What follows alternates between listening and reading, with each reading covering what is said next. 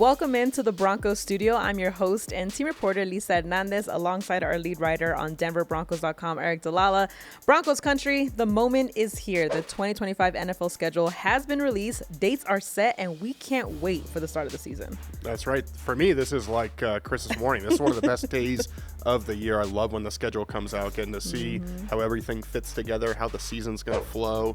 And listen, the Broncos have big expectations for 2025, and so exciting to see how it all shapes up. Yeah, we got a little teaser. Obviously, we know the Broncos were playing on Christmas. We know they're playing international, but there's a lot of fun stuff in the schedule because you look and the Broncos have 4 primetime games from Monday night, Sunday night, and 2 Thursday night football games. Yeah, that's right, Elisa. They are going to be playing in primetime, and I think Sean Payton said it well when he said, hey, when you play well, you earn these primetime games, you earn these opportunities, and the Broncos did just that. Like you mentioned, 4 primetime games. They play Monday Night Football against the Cincinnati Bengals here in Denver. They play Thursday Night Football against the Las Vegas Raiders here in Denver, and then 2 on the road. Sunday Night Football against the Washington Commanders. Bo Nix versus Jaden Daniels. That's an exciting one. I know people are going to have that circled. Yeah. And finally, the Christmas game, like we've talked about, at Kansas City on Christmas Day. That's a fun one as well. 5 standalone games in total when you include that game in London. And listen, the Broncos are no stranger to playing in these primetime settings. Last year they played 4 primetime games as well, but I think it says a little bit about where this team is that last year only 2 of those games were scheduled. Right. They ended up playing 4. This year, 4 of them are slated. That Week 18 game against the Chargers, the dates are never set. Maybe that ends up being prime time. Maybe another one down the road gets flexed in as well. So I think it speaks to what the league thinks about the Broncos and what they're capable of this year. Something about when we had those primetime games at home were just so electric, Monday Night Football in particular, and you never know what kind of turn of the tide that can give you. That, Nick Bonito had a really big game that day, so did Bo Nix, Marvin Mims. Those kind of highlights, that kind of what builds the camaraderie and the grit of the team when you're able to go out and play. Also, it's just more exposure for what this team is doing, especially when it comes down the line for the awards and the Pro Bowl selections and those things like that. More eyes are going to be on this team. And given what they did last year, I feel like a lot of people are going to be surprised and also see much more of what they're capable of. Yeah, absolutely. I think you're right about Pro Bowls, all pros. That all comes with team success, and part of that is playing in these big time games, playing on prime time.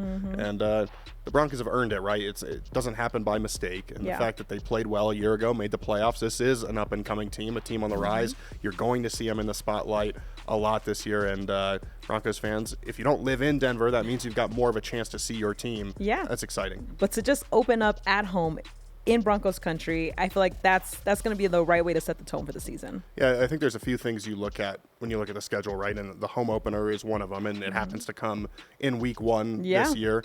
Like you mentioned, first overall pick, Cam Ward.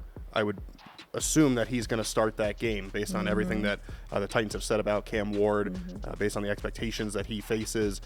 For the Broncos, I think you've got to love that matchup. And listen, every game's a test, and there's some unknown there when you face a player like Cam Ward who you haven't seen in the NFL. But we know how good this defense is. We know how good Pat Surtain is. We know how good Jahdae Barron is, and maybe he'll contribute as early as week 1 as well. But then you add in guys like Nick Bonito and Zach Allen and Jonathan Cooper. And, man, I think if you're a Broncos fan, it's going to be exciting to see this defense in week 1 going up against a rookie. And then on the other side of things, it's your first chance to see what does this new look offense look like with a guy like RJ Harvey at running back, with Evan Ingram at tight end, see Bo Nix go into year 2. Does Marvin Mims take another step forward? Troy Franklin, Devon Vele, Cortland Sutton, obviously we know what he can do. So anytime you get your first glimpse at a team, it's really exciting. And I think that the fact that it comes at home, like you mentioned, in front of Broncos country, is a big deal. And it's an important one, right? Because as we'll talk about in a second, the schedule then, they become road warriors. And so to get one at home, I think, in week 1 is really important to set the tone for the year. Well, looking at the entire schedule, was there anything that kind of stood out to you initially? Yeah, I think a couple of things. One, I mentioned there that after week 1, you play 4 of 5 on the road, 1 home game in 41 days. That's the Monday Night Football game against the Bengals. The mathematician is back. That's right. I mean, that's going to be a lot. So you go at Indy, at LA, to play the Chargers. After the home game, at Philadelphia, and then head over to London. So a long stretch of road games. You've got to be able to survive that. The Broncos don't play 3 road games in a row at any point during the schedule, but they do play 2 on the road 3 different times, 2 in a row on the road, 3 different times. Yeah. So after that, then you notice 4 of 5 at home right after that. The Broncos do not have their bye week after the London game, which I think stands out right away. The bye week is not till week 12. The Broncos come home after London and play the Giants. Is it Russell Wilson? Is it Jackson Dart? Is it Jameis Winston? Yeah. We'll see who's at quarterback. But that kicks off a stretch of 4 of 5 games at home, including back-to-back division games before the bye. We mentioned the primetime game against the Raiders, and then you play the Chiefs in the final game before the bye. So that's a big stretch as well. And then I think what stands out is 3 of the final 4 at home. It's the first time the Broncos have played 3 of their final 4 regular season games at home since 2015. And I think that sets you up well to make this stretch run for the postseason. Maybe you're pushing for a playoff spot. Maybe you're pushing for the division, playoff seeding.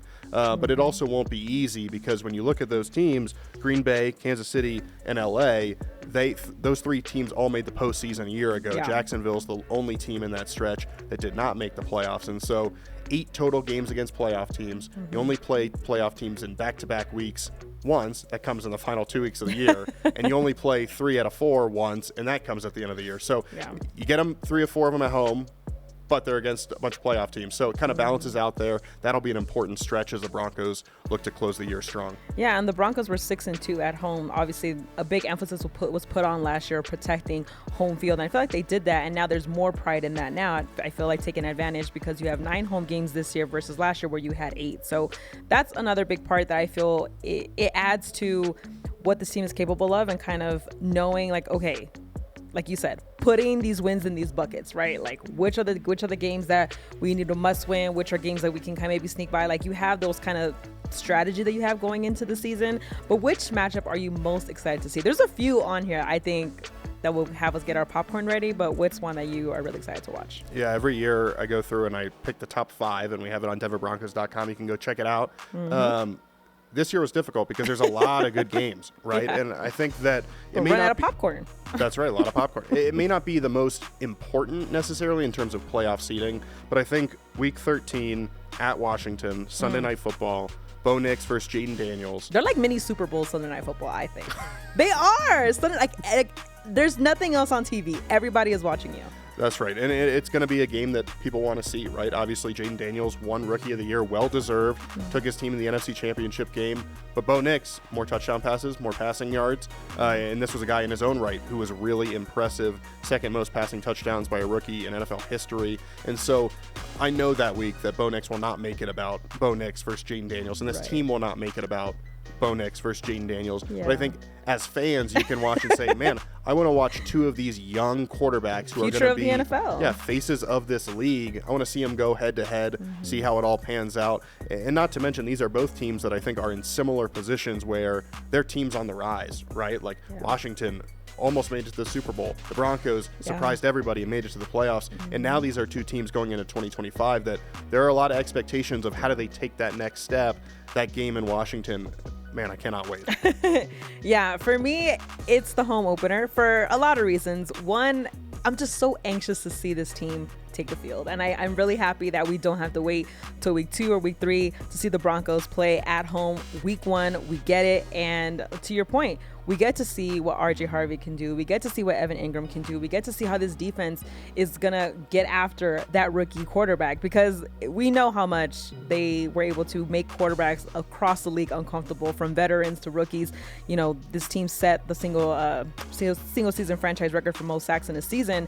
And when you look at just the pedigree of what Cam Ward brings to the table and what he's able to do in terms of his play, his athletic skill, Titans are also trying to get into that conversation the way that Bo Nix and Jaden Daniels have turned franchises around. So it's going to be really fun to see what Bo Nix can do in year 2 straight out the gate and what this defense can do to really temper and see what the whole picture looks like. Yeah, and the Broncos need it, right? They haven't won Week 1 since 2021. It's important to get out to a strong start, especially when you have expectations like the Broncos have. But the Broncos have won 7 of their last 10 Week 1 home games. So there's some history there that early in the season in Denver, they can find some success, but you got to go out there and do it. Yeah. Oh, cannot wait. Well, that's a wrap here from the studio. Once again, I'm your host and team reporter, Elisa Hernandez, alongside our schedule breakdown master and lead writer, Aric DiLalla. Stay locked into our social channels so you don't miss our schedule release video brought to you by Ticketmaster. And for a full breakdown of the schedule, keep a lookout for a new podcast episode of Altitude Advantage. As always, for the latest news, make sure you visit denverbroncos.com.